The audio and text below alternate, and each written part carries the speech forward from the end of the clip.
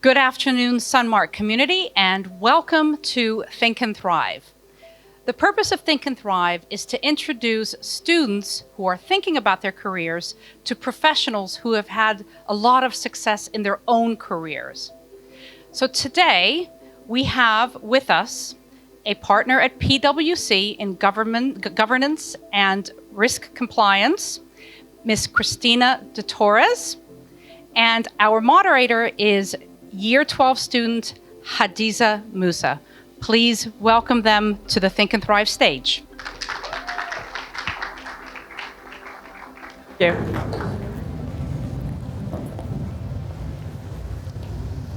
Hi. Okay, so thank you so much for coming, first of all. It's an honor to be interviewing today. Thank you.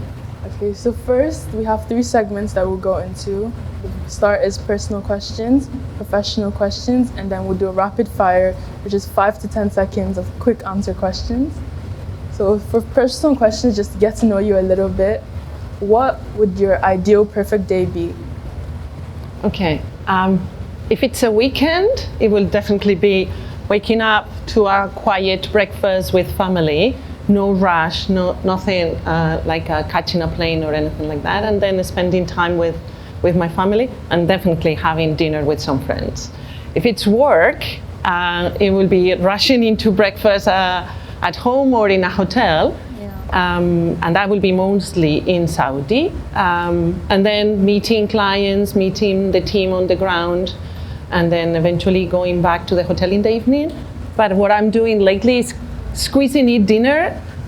In Saudi, things have changed, so I get to meet clients in the evening. Male and female are able to be together. So that's would be my day. So very similar, but more into the rushing things at work. Okay. So what is the one thing that you have on your bucket list that you haven't ticked off just yet? Well, many, to be honest. But there's one thing that I want to do, and I keep on telling my husband, it will be going to Alaska ideally, or the North Pole to see the Northern Lights. Because I know you can be lucky about that, or watch them or not, depend on the day, but just watching what nature has for us that you can control, I would love to do that. It sounds amazing, truly. Okay, so the last question of the personal questions is, are you in the profession that you dreamed of as a child? Definitely not. I mean, if you tell me when I was 10 or even your age that I will be working in Saudi, forget it. So I wanted to be an architect.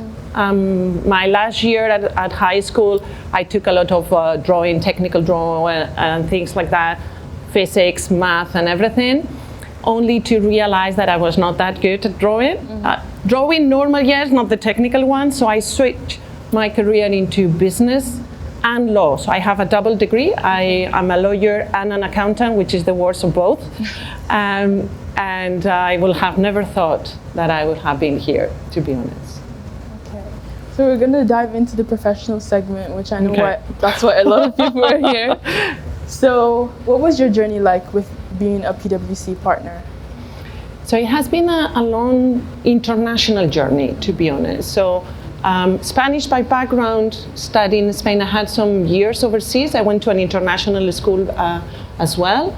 But then I worked in Spain for a few years. Then I moved to the US, to the Silicon Valley. And we are talking 100 years away from where we are today. But it was the dot-coms, NASDAQ, Yahoo was starting, Google was starting. So those names that are very popular to you guys were startups back then. So I worked with some of them. Some others don't exist anymore. And after the US journey, I went to Belgium for a few years. I moved into doing IPOs, so helping companies professionalize and raise funds. Some time in Spain, where I thought my international career was over.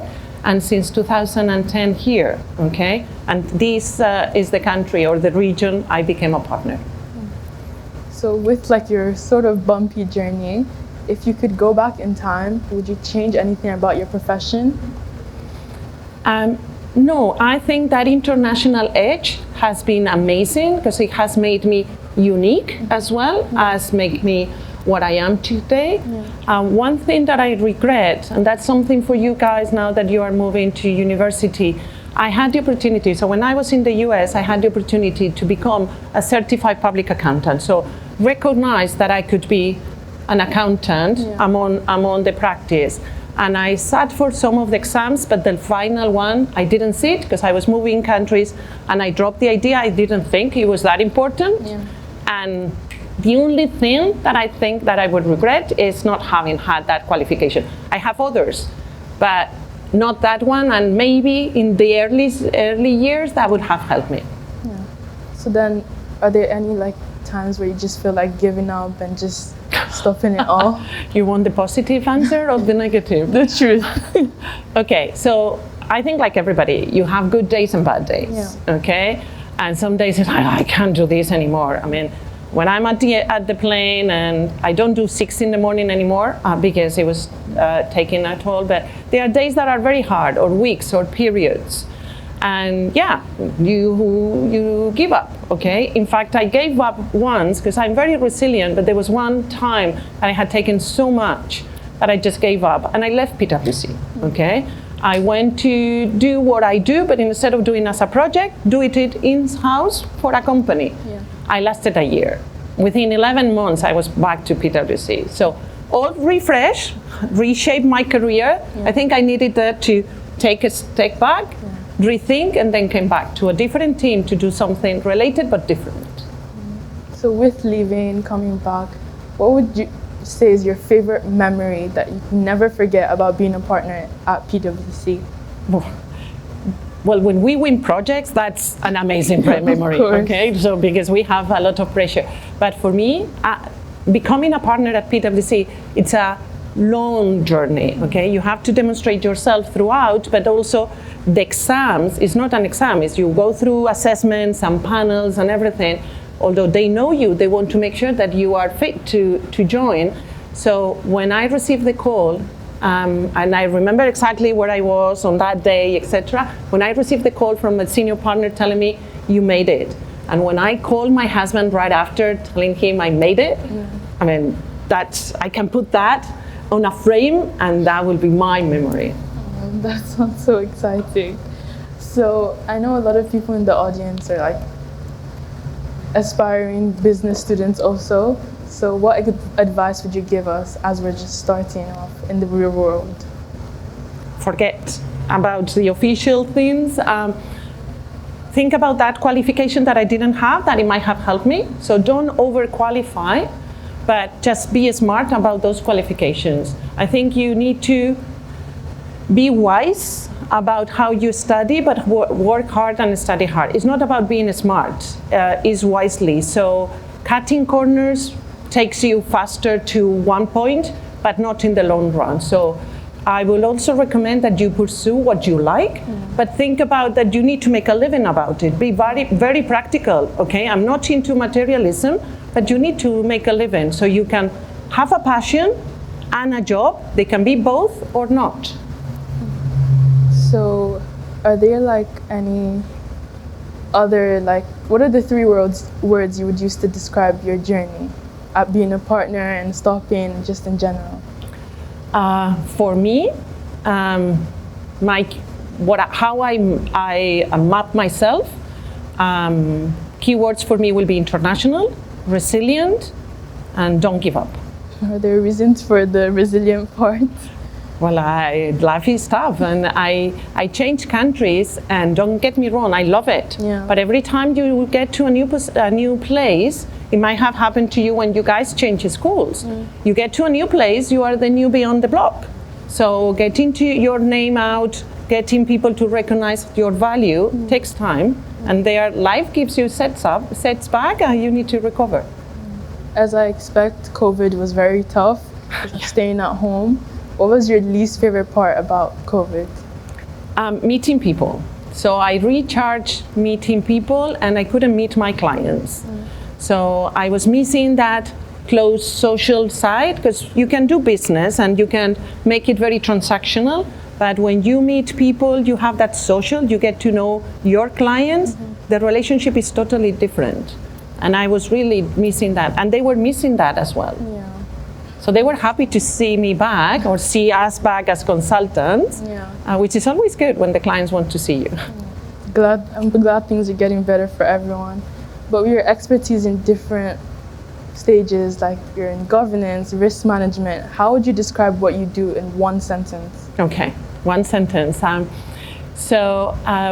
help companies improve their operations. Okay, so if they have in processes that are inefficient, if they are wasting money somewhere else and they have not optimized their operations, I can help them.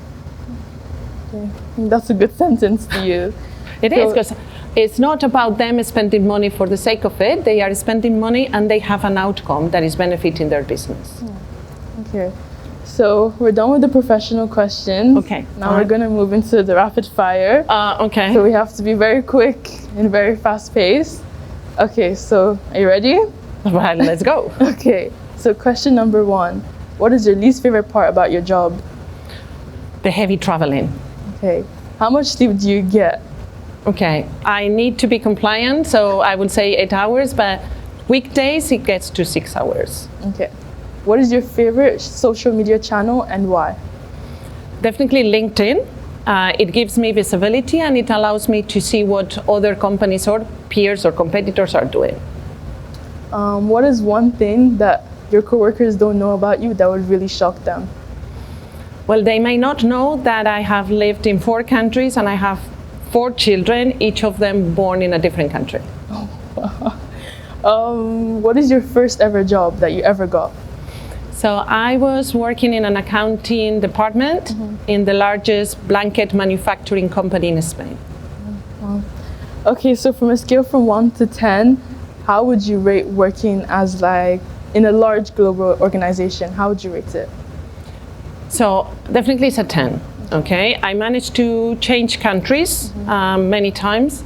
I can shoot an email or pick up the phone and call any partner or anyone in the firm, and we are 156,000 people. So the access of knowledge is there, and also the mobility. And do you think social media is an important part of your job? If yes, why? It is, to be honest. For my personal perspective, definitely LinkedIn. The firm PwC uses social media, both LinkedIn, Instagram, YouTube, to promote our services or the initiatives that we have. So it's definitely the way to reach to people. So in PwC, what departments do you get along with the most? So we are working very cross departments, and the ones that I work most with and I get along is the engineers. We have a team that monitors progress on construction. So they, for example, they were at Expo monitoring the construction progression, and I work a lot with them because they are the engineer part and I come with the optimization and the governance on those projects. Okay, so that's the end of rapid fire. Thank you for the quick, fast responses. Now we're going to move on to questions from the audience. What was your first project? My first project as a consultant? PwC. Oh, in PwC. So my first project was to change the accounting language of a bank in Belgium. What was the most successful project? Well, I'm glad to say that I have a few. Is the success of the project, but also the client. So, for example, if I take in the last 12 months or 2 years after COVID, I have worked with very senior people in Saudi Arabia, very large organizations that are, the head of that organization will be someone very senior, and those have gone very, very successful. A successful project is always, we capture that through feedback from clients and also the opportunity to have other projects. So that will be an indicative that we had a successful one. Can't tell you names from a confidential perspective, confidentiality, but it will be a large government organization in the Kingdom of Saudi Arabia. Thank you very much. Have you tried to start up your own consultancy and move away from PwC? One of the areas that I deal with is risk management. I'm risk adverse, okay? So I can jump into new areas, I can jump in countries that I don't know, like I did in 2011 in Saudi. But setting up my own business, that is totally something else. I don't think I will be doing that in the near future. I don't think I'm ready for that. Have you had a thought of doing it? Oh, definitely, but then I'm scared. Well, it's a large responsibility to drop your secure job to move into the unknown. And I have 4 children. They want to go to university. I want to make sure that they have a good living. So I need to balance that. Maybe when I retire from PwC. Okay, thank you. You're welcome. Have you ever had any non-successful projects? Yes, of course. Unfortunately, there are a few of those.